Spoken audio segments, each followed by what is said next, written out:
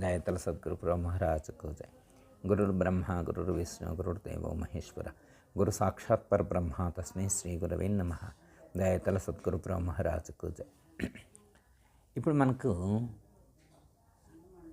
4 శరీరాలు ఉన్నాయని చెప్తే వింటమే కానీ మనకు తెలియదు. ఇప్పుడు మీకు తెలుసా 4 శరీరాలు ఉన్నాయని? తెలియదు. పంచకోశాల గురించి తెలుసా? ఓకే.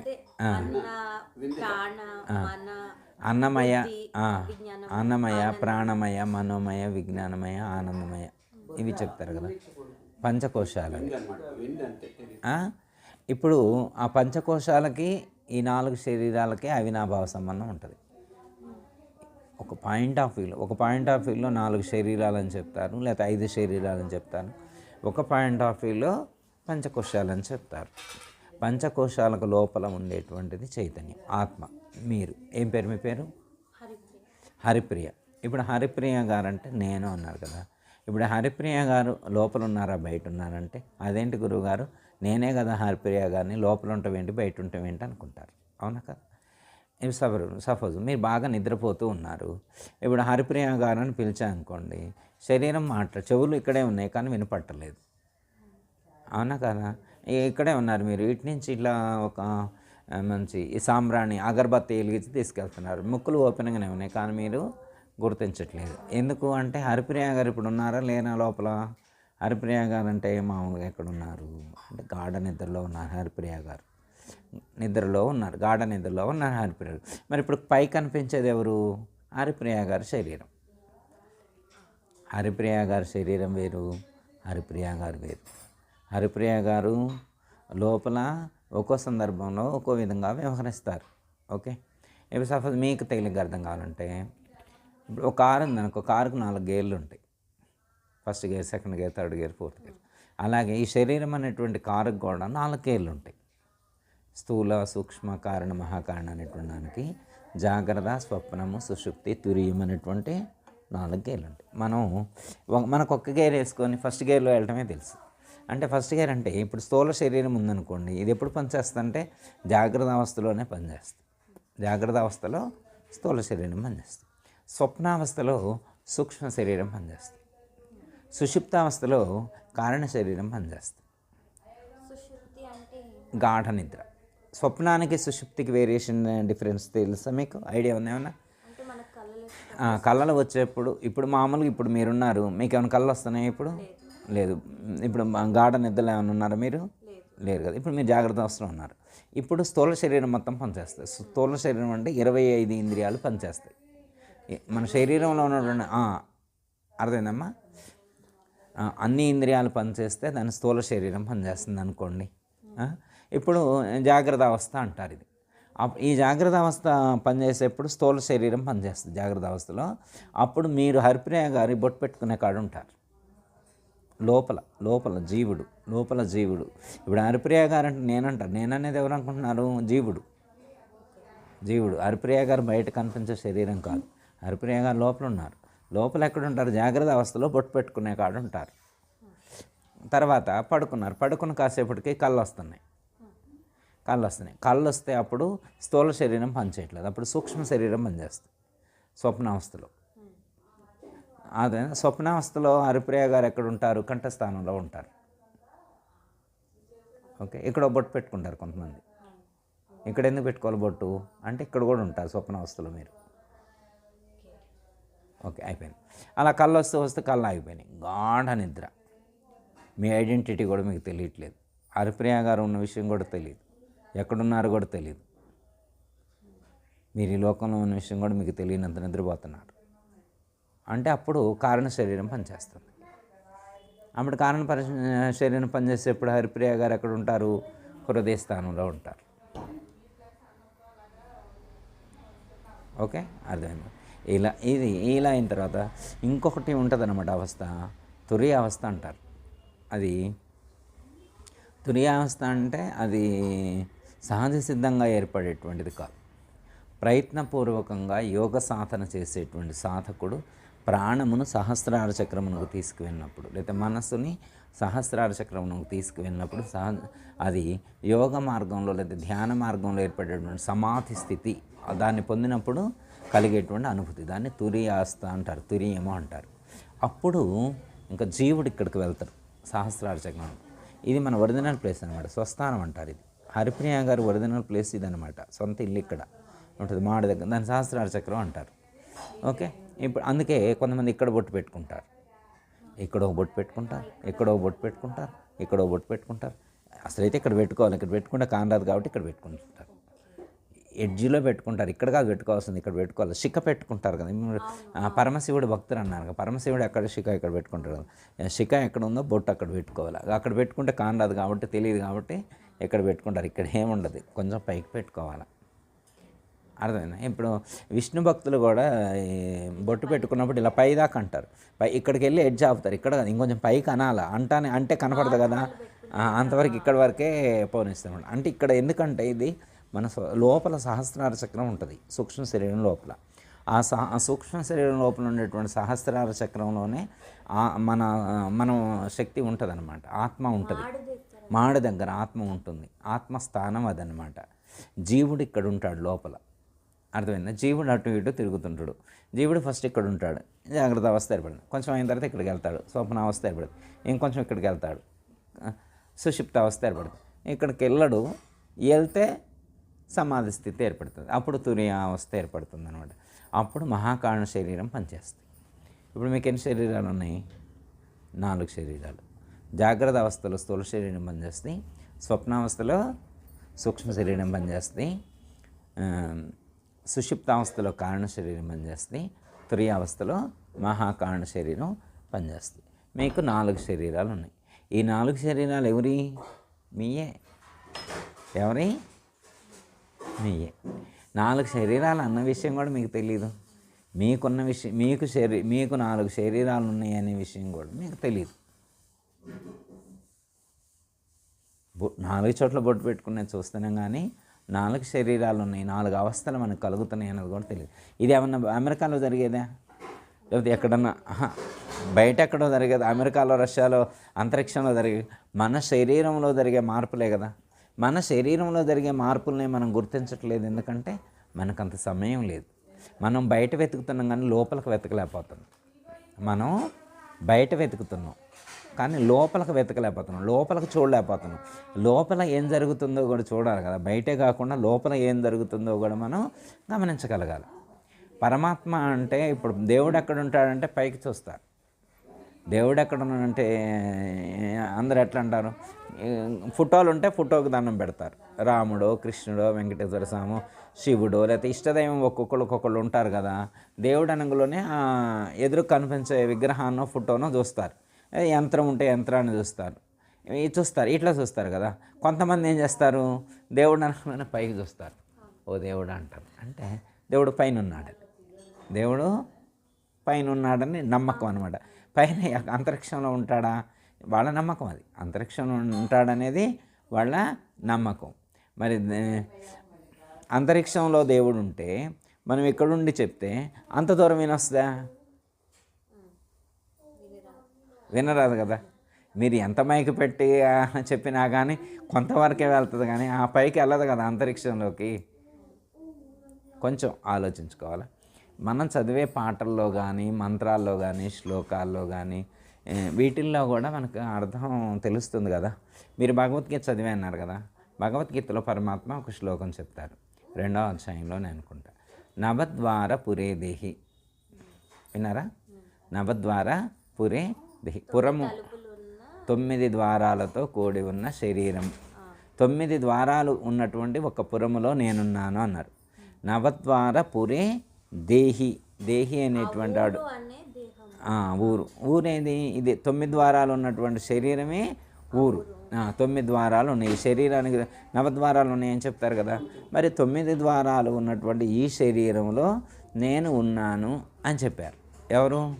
పరమాత్మ. అంటే పరమాత్మ ఈ శరీరంలో ఉన్నాను అని చెప్పడానికి చాలా సంకేతాలను ఇచ్చారనమాట భగవద్గీతలో. ఇంకోటి చెప్తా, అహం వైశ్వానరో భూత్వా ప్రాణీనాం దేహమాశ్రిత ప్రాణ అపాన సంయుక్త పచామ్యానం చతుర్విధం అని చెప్పారు.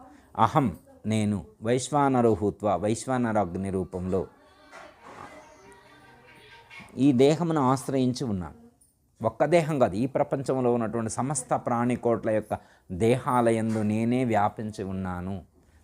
అహం వైశ్వానరో భూత్వా ప్రాణీనాం దేహమాశ్రిత. ప్రాణీనాం దేహం ఆశ్రిత అంటే ఈ ప్రాణులన్నిటి యొక్క దేహాలను నేను ఆశ్రయించి ఉన్నాను అంటే ఏమన్నారు? పరమాత్మ ఈ దేహంలో ఉన్నాను అన్నారు. మనం నమ్ముతామా? అన్ని దేహాల్లో ఉంటా అన్నారు. అంటే అన్ని దేహాల్లో ఉన్నప్పుడు మన దేహంలో ఉండొచ్చు ఉండకపోవచ్చు అనే అన్ని పరమాత్మ నార్మల్గా అంటాడా? పరమాత్మకు అంత అవసరం ఉందా? ఇప్పుడు మనం అంటే క్యాజువల్గా మాట్లాడదాం, టైం పాస్ కోసం మనం మాట్లాడతాం. ఇప్పుడు పరమాత్మ కూడా టైం పాస్ కోసం క్యాజువల్గా మాట్లాడతా? పరమాత్మ అలా అబద్ధం ఆడవలసినటువంటి అవసరం లేదుగా తల్లి. పరమాత్మకి ఏం అవసరం? వాటర్ ఉంటాం వేరు, ఓకే, అట్లా వేరు. అయితే ఇక్కడ పరమాత్మ చెప్పినటువంటి ఇండికేషన్ హింట్ ఇచ్చారు కదా. యంత్రారూఢాని మాయ హృద్దేశార్జున తిష్టతి. ఈ శరీరం అనేటువంటి యంత్రంలో హృదయ స్థానంలో ఉండి ఈ శరీరం అనేటువంటి యంత్రాన్ని నేనే పని చేయిస్తున్నాను అని చెప్పారు. అంటే ఏంటి అర్థం? ఉన్నాను అనే అర్థమే కదా. మీరు భగవద్గీత ఎన్ని అధ్యాయాలు చదివారు? మొత్తం చదివారా? 13వ అధ్యాయం పేరు తెలుసా మీకు? 12వ అధ్యాయం తెలుసా? 12వ అధ్యాయం పేరు భక్తి యోగం. 13వ భక్తి యోగం 13వ అధ్యాయం పేరు క్షేత్రజ్ఞ విభాగ యోగము. మీరు సంస్కృతి తెలుసుకున్నారు కదా. క్షేత్రజ్ఞ విభాగ యోగము అంటే క్షేత్రజ్ఞుణ్ణి విడదీయాలి. క్షేత్రజ్ఞుణ్ణి విడదీయాలి. ఎందుకు విడదీయాలి? వాళ్ళు క్షేత్రం అంటే శరీరం, క్షేత్రజ్ఞుడు అంటే పరమాత్మ లేదా ఆత్మస్వరూపం. ఇక్కడ పరమాత్మ, భగవద్గీతలో పరమాత్మ నేనే సమస్త ప్రాణుల్లో ఉన్నాను అంటే శ్రీకృష్ణ పరమాత్మ యొక్క బాడీ కాదు. చాలామంది అనుకుంటారు కృష్ణుడు సూక్ష్మ రూపంలో ఉంటాడేమో అనుకుంటారు, తెలియక. చాలామంది శ్రీకృష్ణ పరమాత్మ చిన్న చిన్న రూపాలతో ఉంటాడేమో అని అనుకుంటారు. కాదు, పరమాత్మ అంటే పరమాత్మ అంటే ఒక ఎనర్జీ. పరమాత్మ అంటే ఒక ఎనర్జీ, అంటే ఒక శక్తి లేదా ఒక చైతన్యం. అర్థమైందమ్మా? అత్యంత సూక్ష్మమైనటువంటి ఆ స్వరూపం ఏదైతే ఉన్నదో అది మన సమస్త ప్రాణులన్నిటిలో కూడా ఉన్నది. ఈ శరీరంలో ఉన్నది. సాధన చేసి ఇప్పుడు మీరు మెడిటేషన్ చేయాలి. మెడిటేషన్ చేస్తే ఏమర్థం అవ్వాలంటే మీరు మీ శరీరం కంటే భిన్నంగా ఉన్నారు అనే సత్యాన్ని తెలుసుకోవాలి. మెడిటేషన్ ద్వారా కలగాల్సినటువంటి ముఖ్యమైనటువంటి ప్రయోజనం అదనమాట. అర్థమైందా? మీరు మృత్యుంజయ మంత్రం విన్నారా ఎప్పుడైనా? ఏ మంత్రం వచ్చా మీకు? చదవండి ఒకసారి. ఓం త్ర్యంబకం యజామహే సుగంధిం పుష్టివర్ధనం ఉర్వారుకమివ బంధనాత్ మృత్యువర్ ముక్షీయం అమృతాత్. అంటే ఏంటి? ఆ మంత్రం ఎందుకు చదువుతారు? ఒకటి ఆరోగ్యం బాగాలేని వాళ్ళు చదువుతారు. 2 మరణం రాకుండా ఉండాలని చెప్పి చాలామంది చదువుతుంటారు. అసలు ఆరోగ్యానికి ఆ మంత్రానికి అసలు ఏమైనా సంబంధం ఉందా? అయితే మృత్యు అంటే ఏంటో తెలియాలి. మృతమయ్యి ఓకే, కఠోపనిషత్తులో కూడా చెప్పారు. కఠోపనిషత్తులో చెప్పింది కూడా అనుకుందాం ఒక మాట. ఇప్పుడు ఇక్కడ ఏంటంటే అమ్మా, ఉర్వారకం అంటే దోసకాయ, ఇవ బంధనాథ్ అంటే దోస తీగతో ముడిపడి ఉంటుంది. దోసకాయ ముడిపడి ఉంటుంది. అర్థమైందా? ఆ దోసకాయ పండాల. పండిన తర్వాత ఆటోమేటిక్గా తీగ నుండి అదే విడిపడింది. దోసకాయ పండిపోయిన తర్వాత దానంతర అదే తీగ నుండి ఊడిపోయింది. ఓకే, ఇవాళ తీగ నుంచి ఊడిపోయింది అనుకో, ఇవాళ ఊడిపోయింది ఇన్స్టాంట్గా, ఈ క్షణంలో ఊడిపోయింది. ఊడిపోయిన తర్వాత మళ్ళీ మనం తూకం వేసినాం. ఆ దోసకాయ ఎంత ఉందంటే 300 గ్రామ్స్ ఉంది. ఆ ఊడిపోయినటువంటిది 300 గ్రామ్స్ ఉంది. దాన్ని కదిలించకుండా అక్కడే ఉంచును. మళ్ళీ 3 రోజులు అయిన తర్వాత చూసినాం, వెయిట్ పెరుగుద్దా? మళ్ళీ పెరగదు. సేమ్ అంతే మెయింటైన్ అవుతుంది.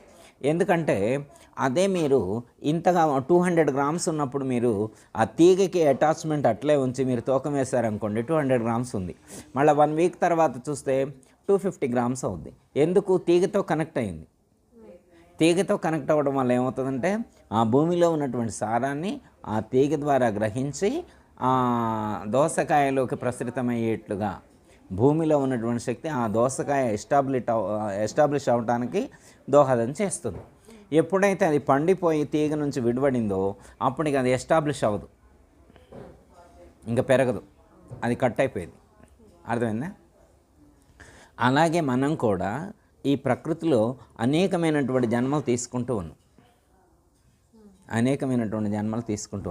ఎప్పటి వరకు జన్మలు తీసుకుంటామంటే ఈ కర్మ అనేటువంటిది ఏదైతే ఉన్నదో దాంతో మనం కనెక్ట్ అయ్యి ఉన్నంత కాలం, ఈ దేహంతో కనెక్ట్ అయ్యి ఉన్నంత కాలం ఈ జన్మలు వస్తూనే ఉన్నాయి. అర్థమైందమ్మా? ఇప్పుడు భగవద్గీతలో శ్రీకృష్ణ పరమాత్మ చెప్పింది ఏంటంటే క్షేత్రాన్ని క్షేత్రజ్ఞుణ్ణి విడకొడితే ఇది ఎస్టాబ్లిష్ అవ్వదు. ఇక క్షేత్రజ్ఞుడు ఈ క్షేత్రం నుండి వేరుపడితే ఆ అమృతత్వంగానే ఉండిపోతాడు. మార్పు చెందేటువంటి మృత స్వరూపమైనటువంటి దేహంతో ఇంకా జన్మలు ఎత్తవలసినటువంటి అవసరం రాదు. ఓకే, అర్థమైందమ్మా? ఓకే,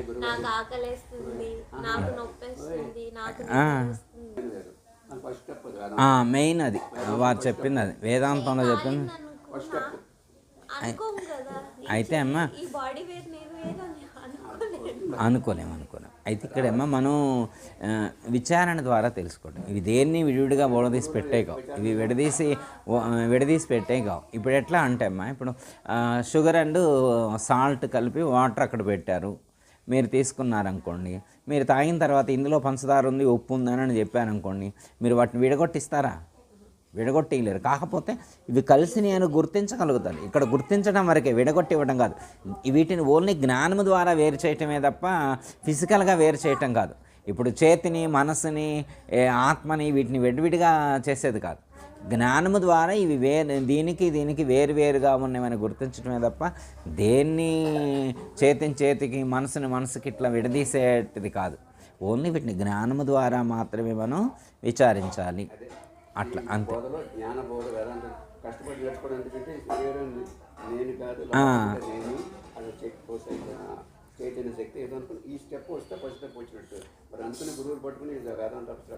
ఇక్కడ ఒకటి చెప్తాను మీకు అర్థం కావటానికి చెప్తాను అనమాట.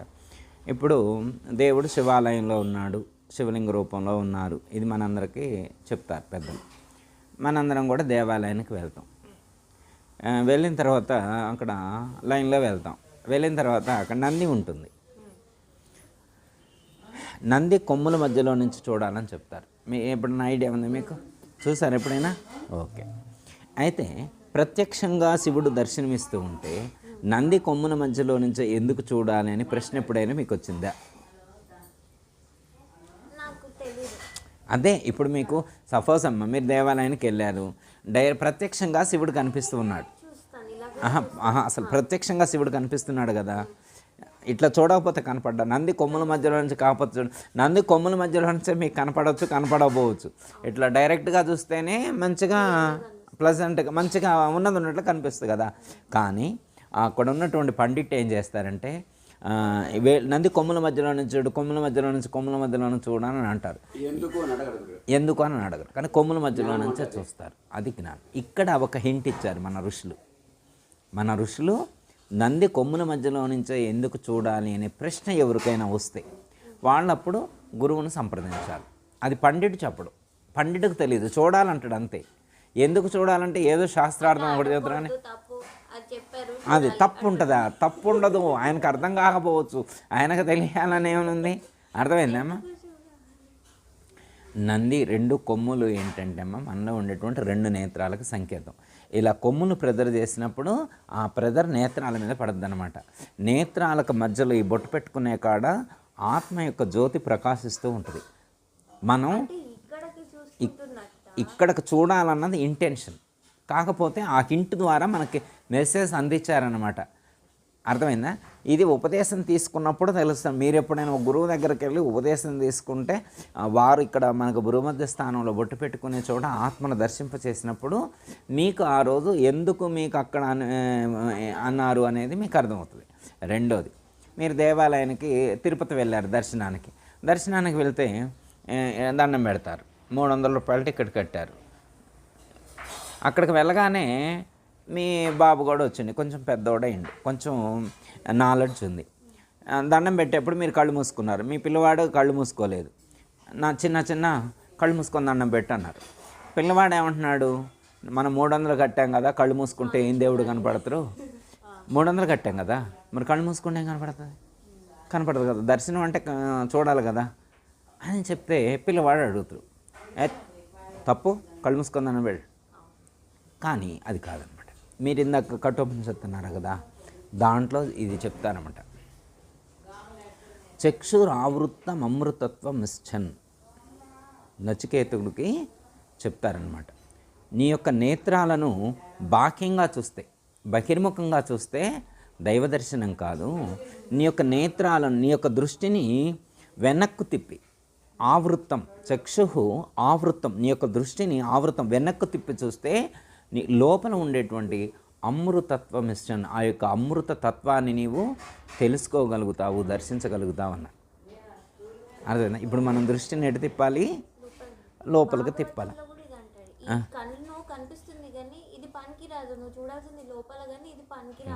అయితే లోపలికి చూస్తే ఏం కనిపిస్తుంది, లోపల ఏముంటుందంటే లోపల పరమాత్మ యొక్క స్వరూపం ఉంటుంది, ఆత్మస్వరూపం ఉంటుంది. అర్థమైందా?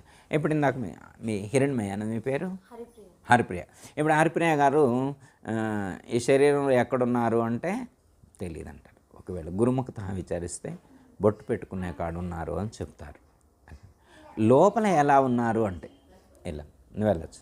లోపల ఎలా ఉన్నారు, హరిప్రియ గారు లోపల ఎలా ఉన్నారు అంటే బయటికి ఇలా ఉన్నారు, ఐడి ప్రూఫ్ ఇస్తారు. ఎలా ఉన్నారంటే మీరు లోపల ఎలా ఉన్నారు అంటే మీరు లోపల జ్యోతి వలె ప్రకాశిస్తూ ఉన్నారు. భగవద్గీతలో శ్రీకృష్ణ పరమాత్మ 8వ అధ్యాయంలో చెప్తారు, ఆదిత్యవర్ణం తమసః పరస్తాత్ అని చెప్తారు.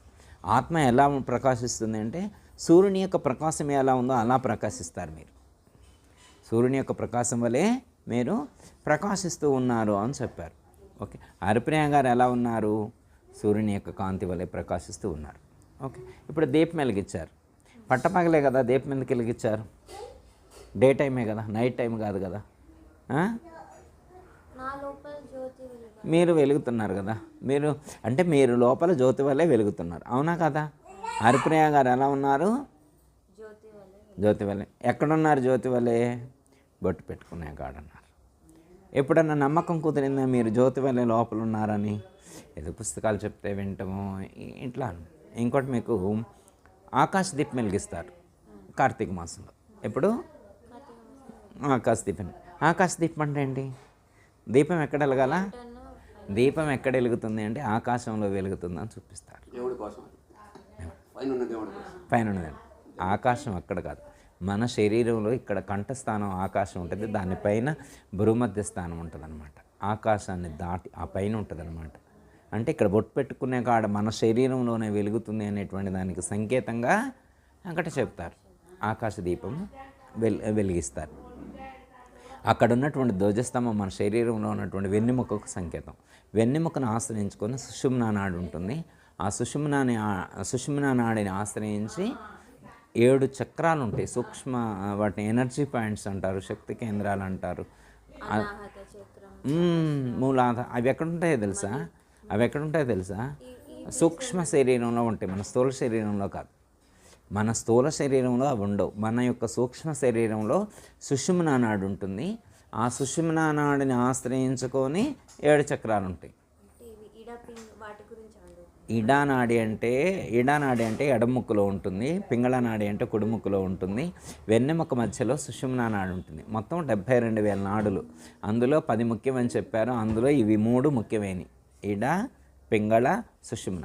నాడి అంటే ప్రాణశక్తి ప్రసరితమయ్యేది అని అర్థం. నాడి అంటే ఏంటి, ప్రాణశక్తి ప్రసరితమయ్యేటువంటి దాన్ని. నరాలు వేరు, నరాల్లో రక్తం ప్రసరిస్తుంది, నరాల్లో ఏం ప్రసరితం అవుతుంది, బ్లడ్. నాడుల్లో ప్రాణము ప్రవహిస్తోంది. అర్థమైందా? ఎన్ని నాడులు ఉన్నాయి మనలో? 72,000 నాడుల్లో ప్రాణం ప్రవహిస్తోంది. నాడులు ఎలా ఉంటాయంటే స్థూలం నుంచి సూక్ష్మానికి, సూక్ష్మం నుంచి స్థూలానికి కనెక్ట్ అయ్యి ఉంటాయి.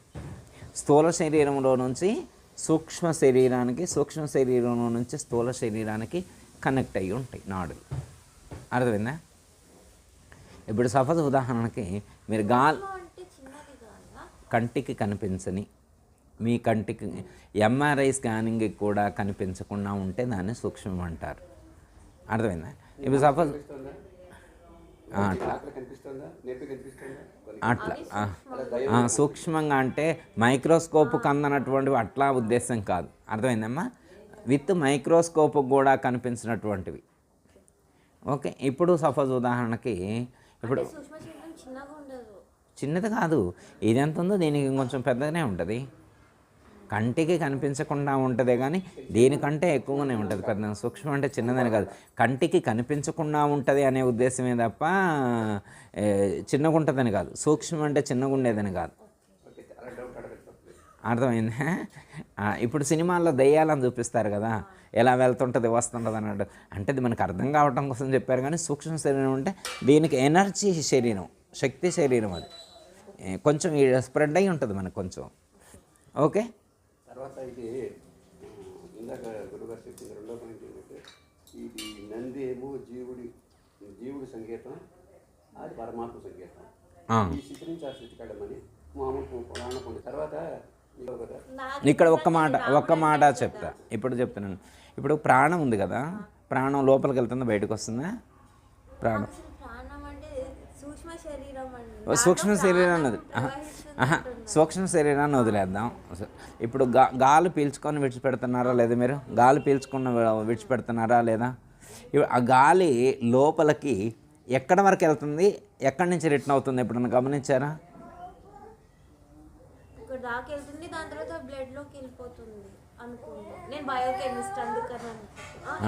అంటే లంగ్స్లోకి వెళ్తుంది అనుకుంటున్నారు. వెళ్తుంది అంతే కదా మీకు? ఓకే. అయితే ప్రాణము మన లోపల ఉన్నటువంటి చైతన్యం దగ్గరికి వెళ్ళాలి, ఆత్మ దగ్గరికి తీసుకువెళ్ళాలి.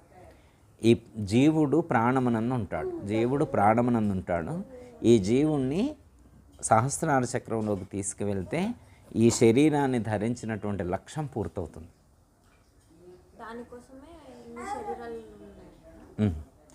ఇన్ని శరీరాలు ధరించవచ్చిందే దాన్ని తెలుసుకోవటం కోసం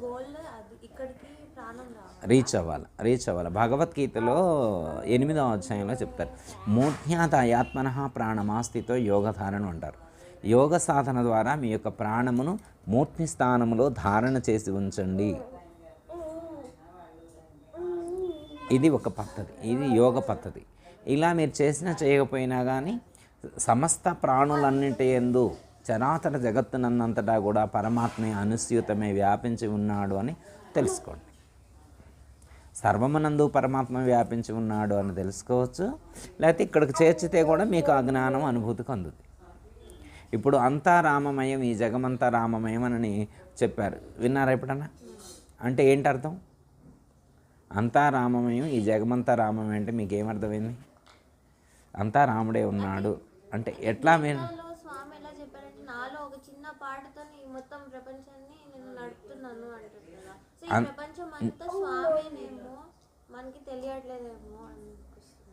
అంటే అంతా రామమయం, ఈ జగమంతా రామమయం అంటే వేరే వాళ్ళు చెప్పింది వదిలేద్దాం. మీకేమనిపిస్తుంది? మీ విజువలైజేషన్కి, మీ నాలెడ్జ్కి అన్ని ఐటమ్స్ ఉంటాయి. కన్నా లోపల కూడా అట్లా ఆటమ్ ఎలాగైతే అన్ని చోట్ల ఉందో దేవుడు అట్లున్నాడు, మొత్తం అంతా ఉన్నాడు అని అనుకుంటున్నాను. సపోజ్ ఇప్పుడు ఉదాహరణకి ఈ బాటిల్ ఆత్మ, శ్రీరామదాస్ గారు చెప్పినటువంటి రామం అంటే ఇది రాముడు ఉన్నాడు, రాముడు స్వరూపమేనా? ఇది బాటిల్ రాముడు స్వరూపమేనా? బాటిల్ రాముడు స్వరూపమేనా ఆయన చెప్పిన పద్ధతిలో? వాటర్ కూడా ఆయన రాముడి స్వరూపమే. అందుకే బ్యాగ్ రాముడి స్వరూపమే ఆయన చెప్పినట్టు. ఓకే. ఈ సోఫా రాముడి స్వరూపమే కదా, మ్యాట్ రాముడి స్వరూపమే కదా, ఫ్యాన్ రాముడి స్వరూపమే కదా ఆయన చెప్పినట్టు. చైర్ రాముడి స్వరూపమే కదా, సుబ్రహ్మణ్యం గారు రాముడి స్వరూపమే కదా, అమ్మగారు కూడా రాముడి స్వరూపమే కదా. ఈ డోర్ కూడా రాముడి స్వరూపమే కదా, గ్లాస్ కూడా రాముడి స్వరూపమే కదా. మరి రాముడి స్వరూపం అని ఆయన చెబితే మనకి వస్తువులాగానే కనపడుతున్నాయి, ఆయనకి ఎందుకు అట్లా కనిపించింది? మనకి ఇవన్నీ వస్తువులాగా కనపడుతున్నాయి, బ్యాగ్ లాగా, గ్లాస్ లాగా, సోఫా లాగా, ఇట్లా మనకి ఇట్లా విడివిడిగా కనిపిస్తున్నాయి, మనకి విడివిడిగా కనిపిస్తున్నాయి. కానీ ఆయనకి మొత్తం నాకు అన్నిట్లో రాముడే కనపడుతున్నాడు మా కనుడు. మరి ఆయనకు అన్నిట్లో రాముడు కనపడితే మనకెందుకు కనపడలే అంటే ఆయన పొరపాటు పడి ఉంటాడా, మనం చూడలేకపోతున్నామా? ఇక్కడ అదే కదా మనం ఆలోచన. ఒకటి పడితే ఆయన పొరపాటు పడి ఉండాలి, ఎందుకంటే మనందరికి కనపట్టలేదు కదా. మనందరికి బాటిల్ లాగా, బ్యాగ్ లాగా, సోఫాలాగా కనపడుతుందంటే ఆయనకి డిఫరెన్స్ ఏదో ఉంటుంది, ఏదో డిఫరెన్స్ ఉంటుంది. ఇప్పుడు ఈ ప్రపంచంలో ఉన్నటువంటి కొన్ని వందల మందికి వస్తువులాగానే కనపడుతుంటే ఆయనకొక్కడికే ఏంటి ఇలా రాముడిలా కనపడటం అంటే ఇప్పుడు తప్పు ఆయనంటారా మందంటారా? ఆయనకైనా కానీ రాంగ్ నాలెడ్జ్ స్ప్రెడ్ అయ్యి ఉండొచ్చు అంటారా? సరే, ఆయనకు మైండ్ పని చేయట్లేదు అంటారు. సరే, ఓకే, ఆయనకి లోకంలో ఉన్నటువంటి వాళ్ళందరూ ఆయనకు మైండ్ పని చేయట్లేదని అని అనొచ్చు. ఒక యోగి అయినటువంటి వాడు కానీ, ఒక జ్ఞాని అయినటువంటి వాడు శ్రీరామదాస్ చెప్పినటువంటి నాలెడ్జ్ని రైట్ అంటారా, రాంగ్ అంటారా? రైట్ అంటారు. ఇప్పుడు మనం ఏది యాక్సెప్ట్ చేయాలా? ఓకే, రామదాస్ చెప్పింది కూడా ఓకే అన్నాం. మరి ఓకే అంటే మన కుర్చీలానే కనబడుతుంది.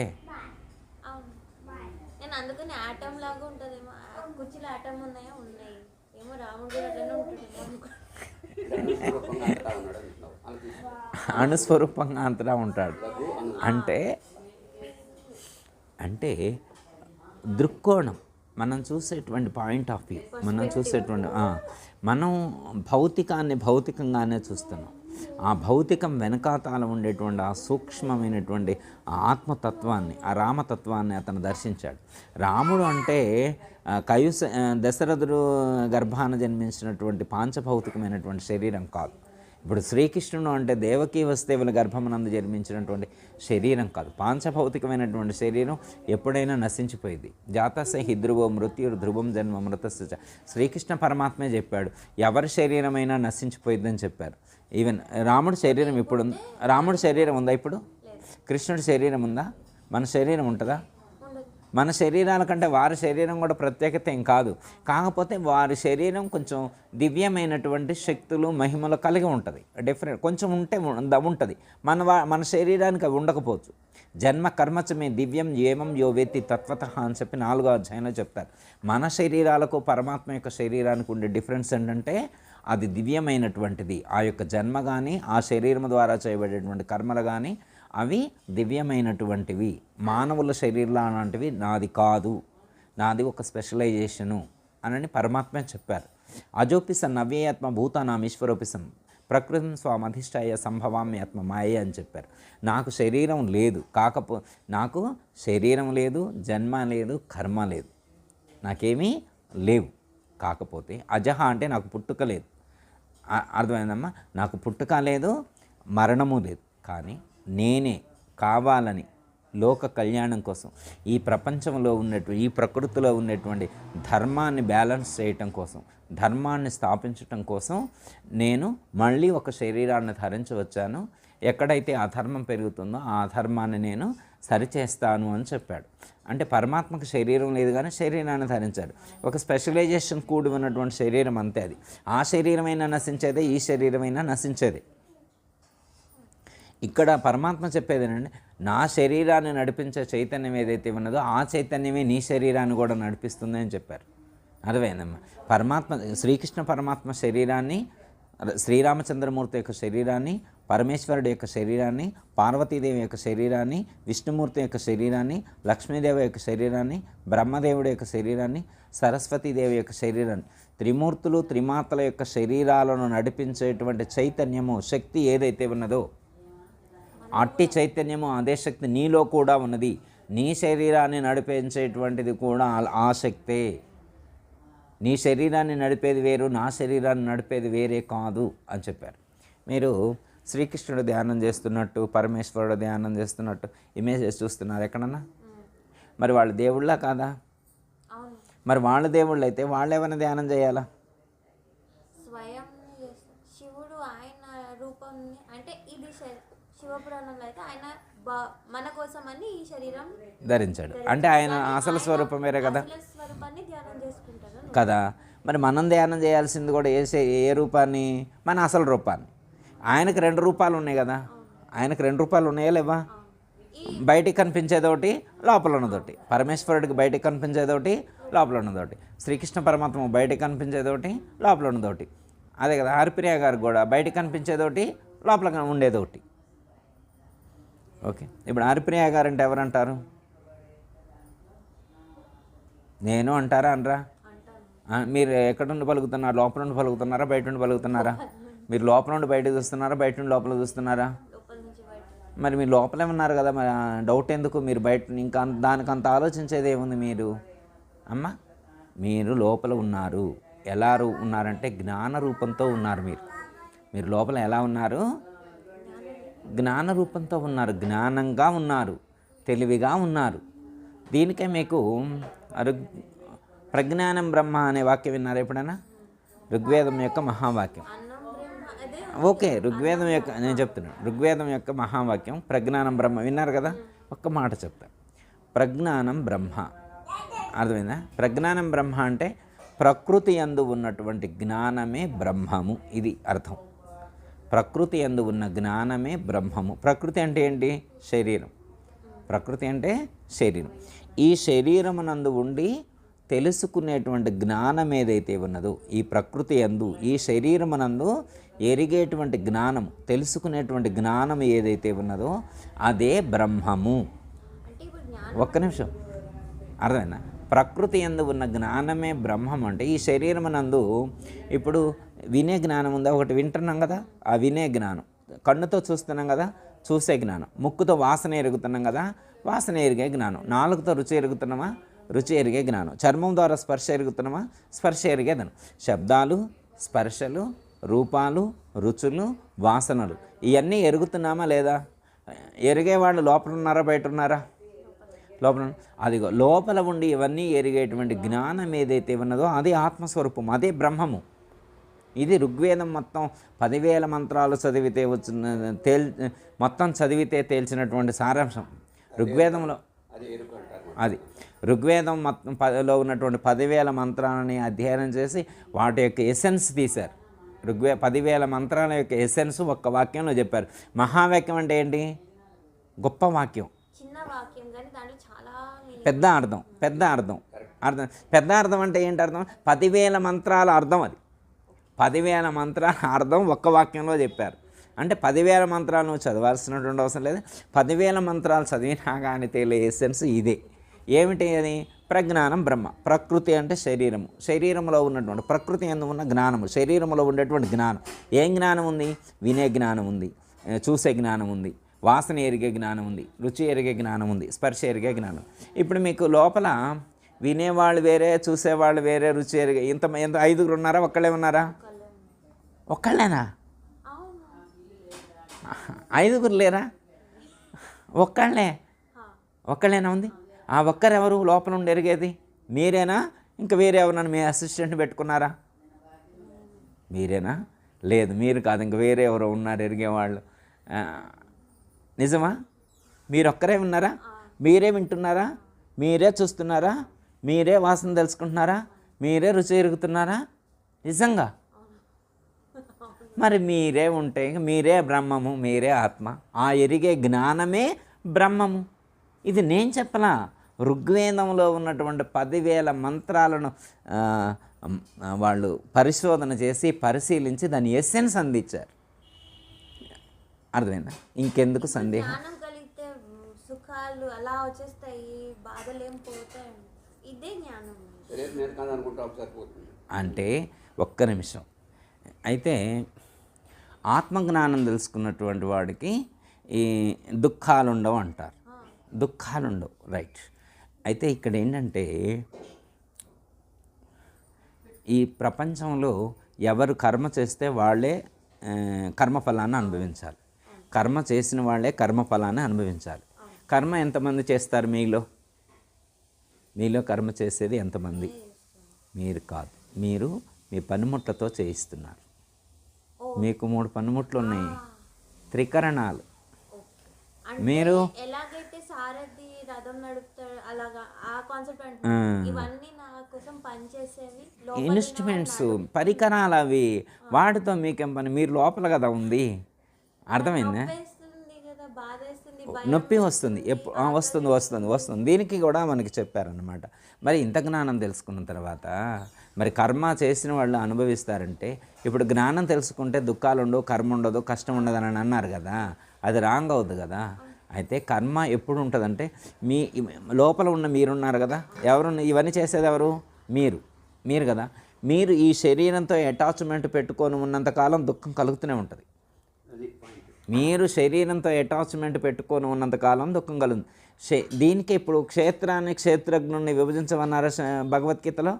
క్షేత్రాన్ని ఎందుకు చెప్పారు విడగొట్టమని?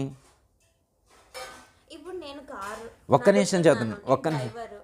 ఓకే, కారు నా బాడీ అనుకున్నాము, నేను క్షేత్రజ్ఞుడు అనుకున్నాము, డ్రైవ్ చేస్తున్నాను. కానీ ఆ కారు ఈ కార్కి కొడితే నాకు తగలదు, కానీ దీనికి కొడితే నాకు తగులుతుంది. అయితే ఇప్పుడు ఏంటంటే, మీరు లోపల ఉన్నారు కదా, కారు లోపల ఉన్నారు కదా, మీరు కూడా శరీరం లోపల ఉన్నారు కదా. అయితే స్థూల శరీరంలో ఉంటే మీకు దెబ్బ తాకుద్ది. మీకు ఎన్ని శరీరాలు? అక్కడ ఒకటే కారు. ఇక్కడ ఎన్ని శరీరాలు ఉన్నాయి? మీకు 4 శరీరాలు ఉన్నాయి. ఎన్ని శరీరాలు? 4 శరీరాలు. మీరు ఒక్కో శరీరాన్ని లోపలికి చొచ్చుకొని ఇంకా సెక్యూరిటీ జోన్లోకి వెళ్తే, ఇంకా సేఫ్టీ జోన్లోకి వెళ్తే, అర్థమైందమ్మా, ఈ భౌతికమైనటువంటి దుఃఖాలు కానీ భౌతికమైనటువంటి బాధలు కానీ మీ శరీరాన్ని తాకినా కానీ మీ దాకా రీచ్ అవ్వవు. ఎందుకంటే మీరు దీంతో కనెక్షన్. ఒక్క నిమిషం, ఇది వేరే. చెప్తా. ఇప్పుడు రమణ మహర్షి ఉన్నారు. రమణ మహర్షికి సర్జరీ చేయాల్సి వచ్చింది. సర్జరీ చేయాల్సి వస్తే మామూలుగా సెడేషన్ ఇస్తా అన్నారు. ఎనస్థీషియా అంటే ఆయన ఏమన్నాడు తెలుసా? నేను ఎప్పుడు మత్తులోనే ఉంటాను, నాకు అవసరం లేదన్నాడు. మీరేమి డ్రగ్స్ తీసుకుంటానని కాదు, నేను వేరే మత్తులో ఉంటా అన్నారు. సరే అన్నారు. ఆయన ఏం చేసిండు? అలా పడుకున్నాడు. శరీరాన్ని అలా దీన్ని తిప్పాలన్నాడు, దీన్ని పడుకోబెట్టాలన్నాడు, పడుకోబెట్టాలన్నాడు. ఇటు తిప్పిండు. ఆయన ఏమంటాడు? ఆయన లాంగ్వేజ్ డిఫరెంట్గా ఉంటుంది. దీన్ని అంటే ఆయన దీనికి వేరుగా ఉన్నాడు. ఇప్పుడు ఈ బాటిల్ని పడుకోబెట్టండి, ఇట్లా పడుకోబెట్టినట్టుగా శరీరాన్ని తిప్పాలన్నాడు. ఆయన లోపల ఇక్కడ పైన సహస్రార చక్రం అని చెప్పే కదా, అక్కడికి వెళ్ళి ఉన్నాడు. అర్థమైందా? లోపల ఉన్న ఈ జీవుడు ఉన్నాడు కదా, ఇప్పుడు ఆత్మ అన్నారు కదా, లేకపోతే హరిప్రియ గారు అన్నారు కదా, ఆ ఆత్మ అనేటువంటి దాన్ని యోగ సాధన ద్వారా సహస్రార చక్రానికి తీసుకువెళితే దేహానికి జరిగేటువంటిది ఏది కూడా తెలియదు. దీన్ని కోసినా తెలియదు. ఎట్లా ఎనస్థీషియా కానీ ఆపరేషన్ చేసిన ఎనస్థీషియా ఇస్తారు. మరి ఎవరికి దెబ్బలు నీకు వస్తుంది, శరీరానికి రావట్లేదు, నీకు రావట్లేదు. ఓకే, ఇప్పుడు సర్జరీ చేస్తారు బాడీకి. మీ బాడీకి సర్జరీ చేసినప్పుడు మీకు తెలియట్లేదు, సర్జరీ జరుగుతుంది కానీ నొప్పి తెలియట్లేదు. ఎందుకు జరగట్లేదు? మీ మనసు శరీరంతో కనెక్ట్ అయ్యలేదు. మీ మనసు మీ ఫిజికల్ బాడీతో కనెక్ట్ అయ్యలేదు. అందుకే మీకు కోసినా కానీ మీకు నొప్పి తెలియట్లేదు. అలాగే ఇప్పుడు రమణ మహర్షి ఏం చేసిందంటే, ఫిజికల్ భౌతికంగా ఎనస్థీషియా ఇవ్వకుండా ఆధ్యాత్మికపరమైనటువంటి సాధన ద్వారా అసలు మనసుకు శరీరానికి కనెక్షన్ కట్ చేసిండు. ఆ టెక్నిక్ యోగాలో ఉంది. మీరు ఈ శరీరంతో సంబంధం లేకుండా ఉండేటువంటి సాధనం ఉంది, శరీరానికి అతీతంగా జీవించేటువంటి. ఇప్పుడు క్షేత్రాన్ని క్షేత్రజ్ఞాన్ని విడగొట్టడం అంటే అదే. భగవద్గీతలో శ్రీకృష్ణ పరమాత్మ చెప్పినటువంటి క్షేత్రాన్ని క్షేత్రజ్ఞాన్ని విడగొట్టడం కానీ, ఈ మృత్యుంజయ మంత్రంలో దోస తీగ నుండి దోసకాయను వేరు చేయటం కానీ, దోస తీగ నుండి దోసకాయను వేరు చేయమన్నాడు. ఉర్వారకం వివందనాథ్ అని అన్నాడు కదా. దోస తీగ నుంచి దోసకాయను ఊడదీస్తే ఏముంది? ఏం లేదు. ఈ శరీరం నుండి క్షేత్రజ్ఞుడిని డివైడ్ చేస్తే ఏముంది? అవును, మీరు బయటకు వచ్చారనుకో, కారు యాక్సిడెంట్ అయింది, మీరు బయటకు వచ్చారనుకో, మీకేం సంబంధం లేదు. అందరికీ జై గురు. మరిన్ని ఆధ్యాత్మిక రహస్యాల కోసం అచల బోధ, ఆత్మబోధ, భగవద్గీత, అలాగే పండుగల్లో దాగిన అర్థాలు, అంతరార్థాల కోసం మరియు యోగము, ధ్యానము మొదలైన అనేక ఆధ్యాత్మిక తెలుగు ప్రవచనాల కోసం క్రింద ఉన్నటువంటి రెడ్ కలర్ సబ్స్క్రైబ్ బటన్ను క్లిక్ చేయండి. అలాగే ప్రక్కనే ఉన్నటువంటి గంట సింబల్ను నొక్కండి. అలాగే ఈ వీడియో మీకు నచ్చినట్లయితే లైక్ చేయండి మరియు షేర్ చేయండి. జై గురు.